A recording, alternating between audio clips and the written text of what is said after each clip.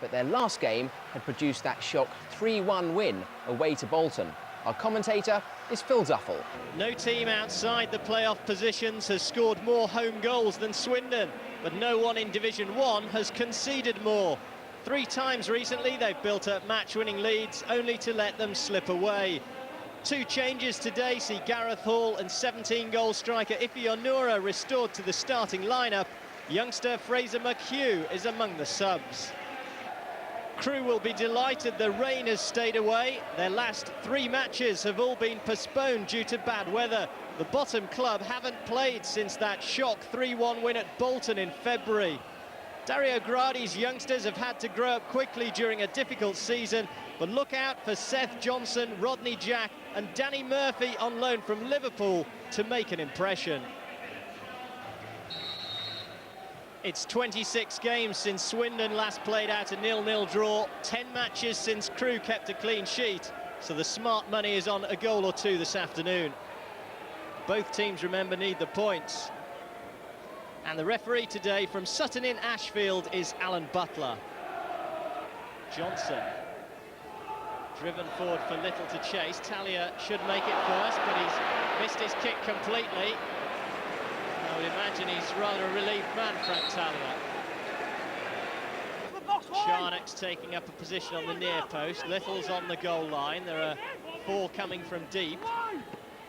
Touch on and over the bar by Colin Little. First real opening of the afternoon.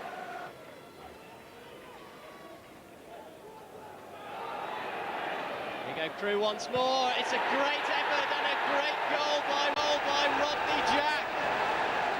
Instinctive stuff. And for a great footballing side, Crewe show that they can go route 1 when necessary with devastating results.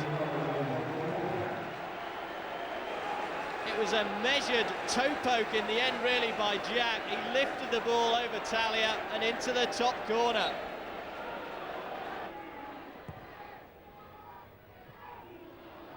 Onura couldn't quite leave it for Walters to run onto. It's a good searching ball to find Colin Little. Again, Jack's there in support if required. Reeves with a foot in at the expense of a corner kick.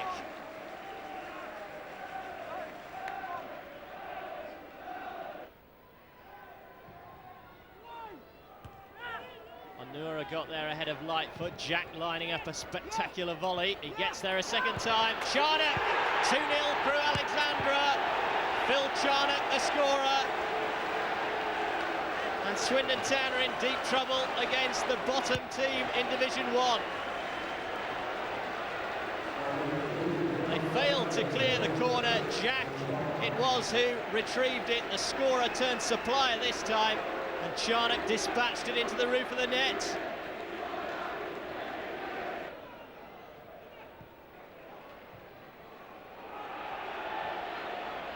Burrows looks like he's treading water as Jack lets rip. A great strike that was.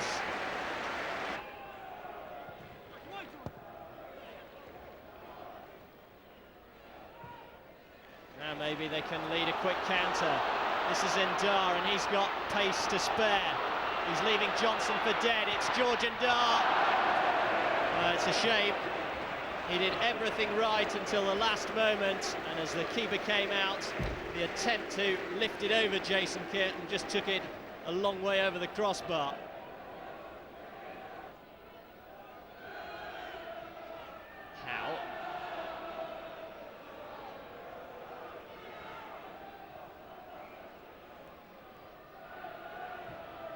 Forward by Reeves, frees Ndar, in the middle is Onura, and again it's in by Chris Hay. Swindon are back in the game, and Chris Hay poaching inside the penalty area. Onura's first header was blocked. When the ball fell to the Scots striker, he rifled it home. A long time coming, but Swindon have finally found their way into this match. Gareth Hall now for Swindon Town.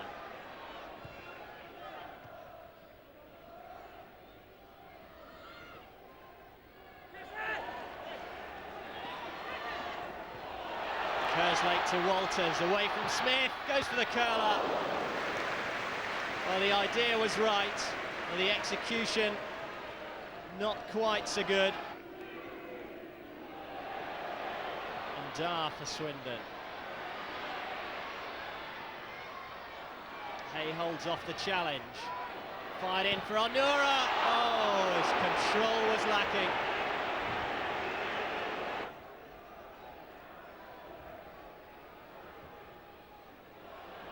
Oh, that's given away. Rivers could finish it here. The other substitute, Street, takes over. Rivers once more. Talia had to make the stop.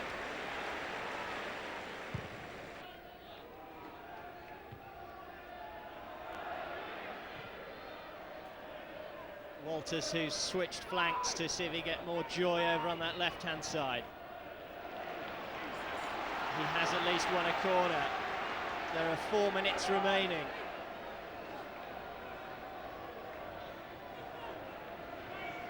Swindon send forward the heavy artillery from the back. And it's planted over the bar. Griffin holds his head. We do score goals, so you know, it is a. I'm not worried about us going forward because we do look like a threatening team going forward, but it's just going the other way that we make some silly errors defensively, and consequently it's costing us at the moment.